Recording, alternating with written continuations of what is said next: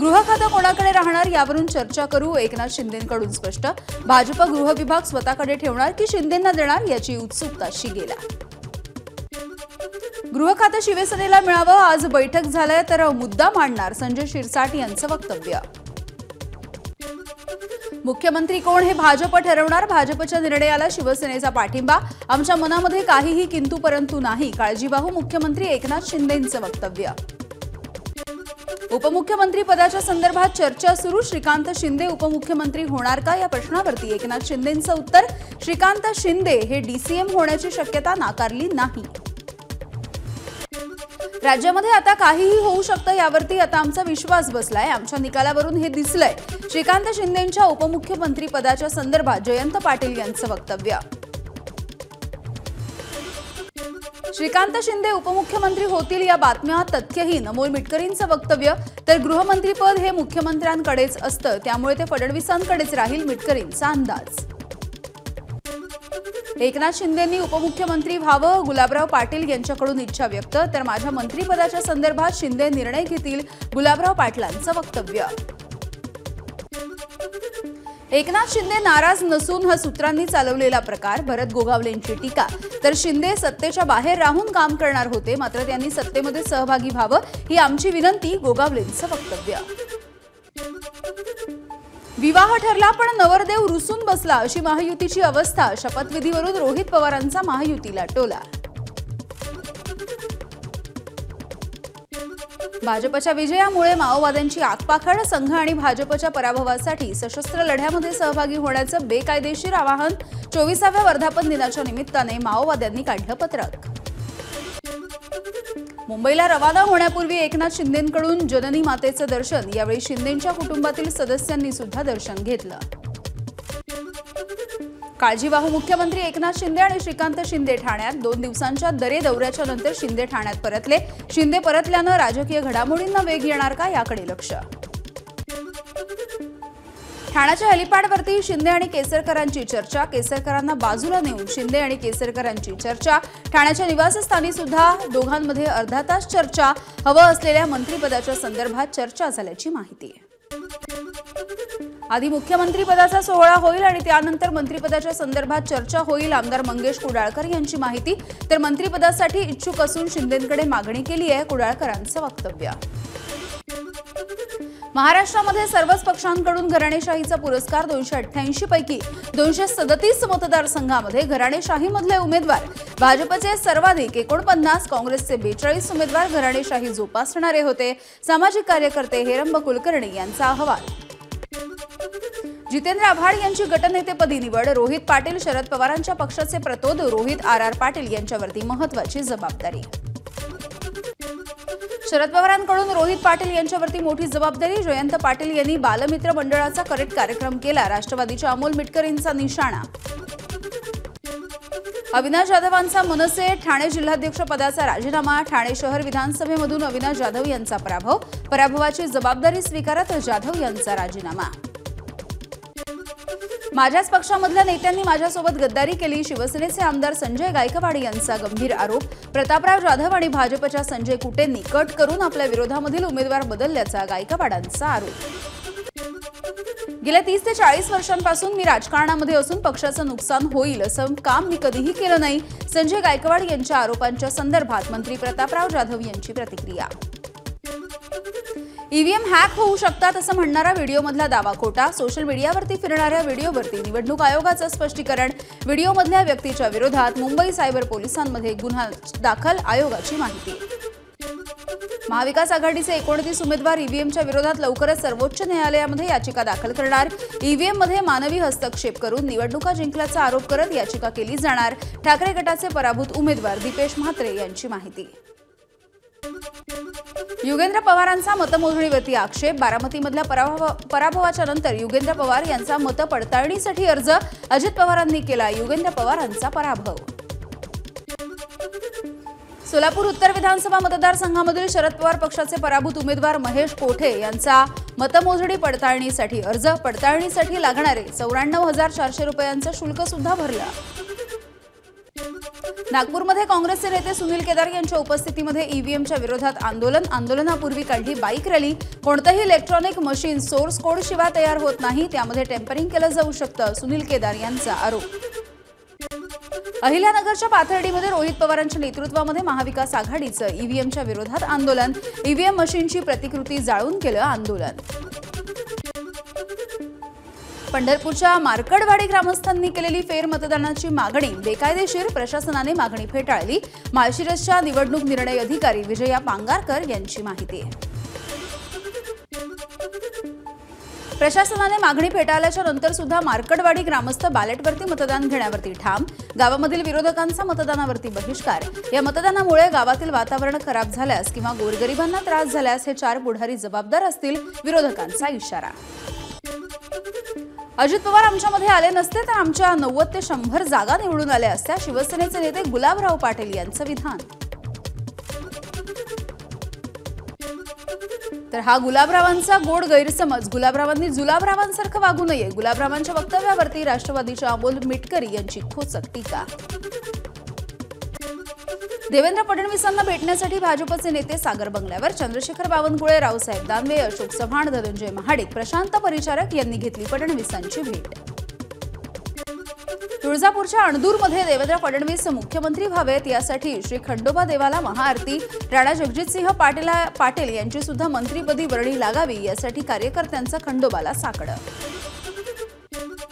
नांदेडमध्ये शिवसेना पदाधिकाऱ्यांकडून बॅनरबाजी। एकनाथ शिंदे पुन्हा एकदा मुख्यमंत्री व्हावेत अशा आशयाचे लागलेत बॅनर्स। विधानसभेमधल्या पराभवाच्या नंतर सोलापूरमध्ये काँग्रेसची चिंतन बैठक। प्रणिती शिंदेंच्या उपस्थितीमध्ये पार पडलेल्या बैठकीला काँग्रेसच्या कार्यकर्ते आणि पदाधिकाऱ्यांची मोठी उपस्थिती। संगमनेर विधानसभा मतदारसंघामधील जायंट किलर आमदार अमोल खताळ यांनी सहकुटुंब घेतलं साईबाबांचं दर्शन। साईबाबांच्या आशीर्वादानेच थोरातांच्या विरोधात विजय मिळवणं शक्य झालंय, खताळ यांची प्रतिक्रिया। नाशिकच्या चांदवडमध्ये आमदार राहुल आहेर यांनी घेतला आभार मेळावा। मंत्रिपदाच्या संदर्भात निर्णय घेण्याचा अधिकार पक्षाचा आणि पार्लमेंटरी बोर्डाचा, आहेर यांचं वक्तव्य।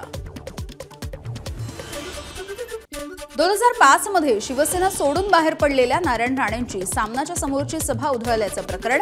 मुंबई सत्र न्यायालयाकडून 48 शिवसैनिकांची निर्दोष मुक्तता। आमदार अनिल परब, माजी महापौर श्रद्धा जाधव, बाळा नांदगावकर आणि बाळा नर यांच्या नावांचा समावेश। नाशिकच्या पालकमंत्रीपदी भुजबळांना संधी द्यावी यासाठी युवक राष्ट्रवादी महादेव मंदिरामध्ये उद्या करणार अभिषेक। भाजप आणि शिंदे गटाच्या नंतर आता राष्ट्रवादीचाही नाशिकच्या पालकमंत्रीपदावरती दावा। अक्कलकुवाचे आमदार आमशा पाडवी यांच्यावरती गुन्हा दाखल। महिला आणि तिच्या भावाला मारहाण केल्याचा पाडवी यांच्यावरती आरोप। गुन्ह्याच्या निषेधार्थ पाडवी समर्थकांकडून अक्कलकुवा बंदची हाक, तर पाडवींच्या निषेधार्थ मोलगी गावामध्ये मोर्चा।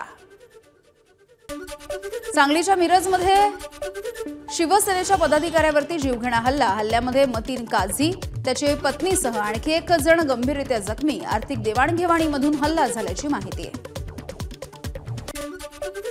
बळीराज सेना पक्षाचे महाराष्ट्र उपाध्यक्ष कृष्णा कोबनाक यांचं निधन। वयाच्या 55व्या वर्षी घेतला अखेरचा श्वास। ठाण्यामधल्या निवासस्थानी कृष्णा कोबनाक यांना अखेरचा निरोप। अखिल भारतीय हिंदू सेना प्रमुख आणि हिंदू ज्ञानपीठ शाळेचे संस्थापक चंद्रशेखर गाडगीळ यांचं निधन। वयाच्या 90व्या वर्षी घेतला अखेरचा श्वास। लोकसंख्या वाढीचा दर 2.1% कमी व्हायला नको, सरसंघचालक मोहन भागवत यांनी व्यक्त केली चिंता। प्रत्येक जोडप्याला किमान 3 मुलं असायला हवीत, लोकसंख्या शास्त्राच्या आकड्यांचा हवाला देत भागवतांचं भाष्य। हिंदूंनी किमान 3 मुलं जन्माला घाला, मोहन भागवत यांच्या वक्तव्यावरती नागरिकांच्या संमिश्र प्रतिक्रिया। संख्या वाढल्यास खर्च कसा करायचा, नागरिकांचा सवाल। तर हिंदूंची संख्या कमी होत असल्यामुळे अनेक धोके असल्याचं काहींचं मत। पुढील उपोषण मुंबईमधल्या आझाद मैदानावरती पण असू शकेल, मनोज जरांगेंचा सरकारला इशारा। मुख्यमंत्री कुणीही असो, आमचा लढा सुरूच राहील, जरांगेंचं वक्तव्य। विविध योजनांवरती खर्च केल्यामुळे एसटी महामंडळाला फटका बसणार। एसटी महामंडळाकडे डिझेलसाठीही पैसे नाहीत, एसटी कर्मचारी संघटनेचे सरचिटणीस श्रीरंग बर्गे यांची प्रतिक्रिया। महागाईमुळे एसटी महामंडळाकडून 18% भाडेवाढीचा प्रस्ताव शासनाकडे सादर। शासनाने हा प्रस्ताव स्वीकारल्यास मुंबई पुणे प्रवास 50 ते 60 रुपयांनी महागण्याची शक्यता।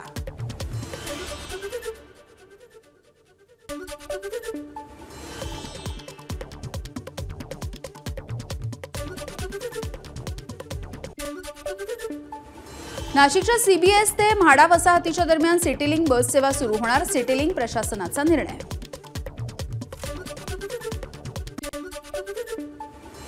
अंधेरी पूर्व पश्चिमेला जोडणाऱ्या गोखले पुलाचं काम सध्या अंतिम टप्प्यात। पुलाची दुसरी बाजू सुरू करण्यासाठी एप्रिल 2025 ची मुदत।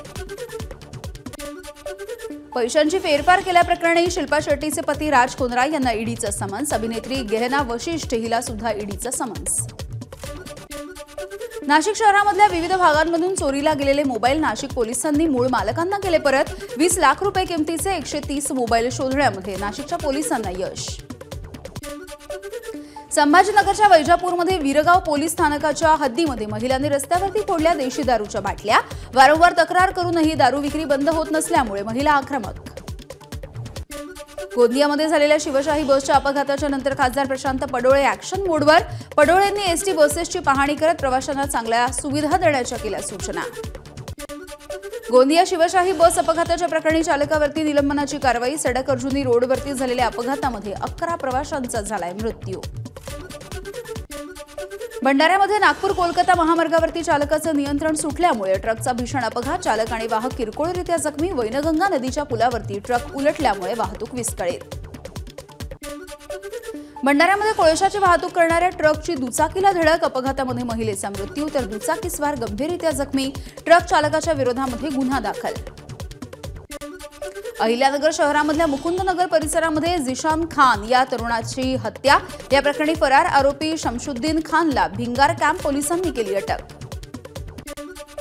यवतमाळच्या वणीमध्ये घरामध्ये शिरून युवकावरती जीवघेणा हल्ला। युवक गंभीररित्या जखमी। या प्रकरणी 2 जण पोलिसांच्या ताब्यात। नांदेडच्या सिडको भागामधल्या MIDC मधील तिरुमला ऑइल इंडस्ट्रीजला भीषण आग। 4 जण जखमी। सोलापूरमध्ये डिसेंबरच्या सुरुवातीला थंडीचा कडाका। गरम कपडे खरेदी करण्यासाठी सोलापूरकरांची तिबेटियन मार्केटमध्ये गर्दी आहे। चंद्रपूरच्या चिमूर शहराजवळच्या ऐतिहासिक लोखंडी पुलाचा आधार भिंतीला पाडण्याचा प्रयत्न। भिंती शेजारील पुलाच्या दुरुस्तीचं काम सुरू असल्यामुळे आधार भिंत पाडण्याचा प्रयत्न, मात्र भिंत पाडण्यासाठी स्थानिकांचा विरोध। रायगडच्या अलिबागमध्ये समुद्र किनाऱ्यावरती पर्यटकांची तुफान गर्दी। पर्यटकांनी घेतला बनाना राईड आणि बोटिंगचा मनसोक्त आनंद। अलिबागमध्ये 2 पर्यटकांमध्ये किरकोळ कारणावरून हाणामारी। एका तरुणाचा मृत्यू तर 1 जण गंभीररित्या जखमी। रायगडच्या माणगावमधील काळ नदीच्या पात्रामध्ये महाकाय मगरींचं वास्तव्य। माणगावमध्ये मगरींच्या संख्येमध्ये गेल्या 10 वर्षांमध्ये मोठी वाढ। तळकोकणामधल्या समुद्र किनाऱ्यावरती सीगल पक्ष्यांचं आगमन। परदेशी पाहुण्यांना बघण्यासाठी पर्यटकांची मोठी गर्दी। गुहागर तालुक्यातल्या नरवण गावामधल्या नवलाई देवीची बगाडे यात्रा संपन्न। देव दिवाळीच्या पूर्वसंध्येला उत्साहामध्ये पार पडला सोहळा। वाशिमच्या लोणीमध्ये संत सखाराम महाराज पुण्यतिथीच्या निमित्ताने रथोत्सव संपन्न। 100व्या रथोत्सवासाठी मोठ्या संख्येने भाविकांची उपस्थिती। तुळजाभवानी देवीच्या चरणी परभणीमधल्या भाविकाकडून 11 तोळे सोन्याची मोहन माळ दान। जयश्री देशमुख या भाविकाचा मंदिर प्रशासनानं केला सत्कार। दिल्ली विधानसभा निवडणूक आम आदमी पार्टी स्वबळावरती लढणार। अरविंद केजरीवाल यांची घोषणा। गर्भपात करणाऱ्या अल्पवयीन बलात्कार पीडितेची ओळख गुप्त ठेवा। सर्वोच्च न्यायालयाचे डॉक्टरांना आदेश। अयोध्या राम मंदिरामध्ये VIP दर्शनासाठी पास हवा असल्यास मोबाईल क्रमांक किंवा आधार क्रमांक देणं अनिवार्य। श्रीराम जन्मभूमी तीर्थक्षेत्र यापुढे विना आधार पास देणार नाही। तळकोकणामध्ये पुढील 4 ते 5 दिवस पावसाचा अंदाज। फेंगल चक्रीवादळामुळे सिंधुदुर्गामधल्या वातावरणामध्ये बदल। 3 आणि 4 डिसेंबरला येलो अलर्ट जारी। पावसाच्या अंदाजामुळे काजू आणि आंबा बागायतदार चिंतेत। बंगालच्या उपसागरामधलं फेंगल चक्रीवादळ दक्षिण भारताच्या किनारपट्टीवर। फेंगल चक्रीवादळाचा परिणाम देशामधल्या हवामानावरती होणार। 4 डिसेंबरपासून थंडीचा कडाका कमी होणार। फेंगल चक्रीवादळामुळे तमिळनाडूच्या कुड्डालोरमध्ये पावसाचं पाणी साचलं। NDRF कडून अडकलेल्या नागरिकांना सुरक्षित ठिकाणी हलवण्याचं काम सुरू। भारतीय वंशाचे कॅश पटेल अमेरिकेच्या FBI या गुप्तचर संस्थेच्या प्रमुखपदी नियोजित अध्यक्ष डोनाल्ड ट्रम्प यांच्याकडून नियुक्ती। ट्रम्प यांच्या पहिल्या टर्ममध्ये सुद्धा गाजवली होती कारकीर्द। खऱ्यापेक्षा खोटं वागणं पसरतं। आम्ही प्रत्येक गोष्ट कायद्यानं करतो। आमच्यावरचा प्रत्येक हल्ला आम्हाला अजून मजबूत करेल। उद्योगपती गौतम अदानी यांची अमेरिकेच्या आरोपाच्या नंतर प्रथमच प्रतिक्रिया। जय शहांनी स्वीकारला आयसीसीच्या अध्यक्षपदाचा कारभार। आयसीसी या क्रिकेटमधल्या जागतिक संघटनेचं नेतृत्व करणारे जय शहा हे 5वे भारतीय। 40 वर्षांनी पुरुष पुन्हा मराठी रंगभूमी गाजवणार। 14 डिसेंबरला सादर होणार पहिला प्रयोग। स्त्री पुरुष संबंध, सामाजिक विषमता आणि स्त्रीच्या संघर्षाची कथा यामध्ये दाखवण्यात आली आहे। झी स्टुडिओच्या नव्या सिनेमाची घोषणा। रिंकू राजगुरूची प्रमुख भूमिका असलेला जिजाई हा चित्रपट लवकरच प्रेक्षकांच्या भेटीला।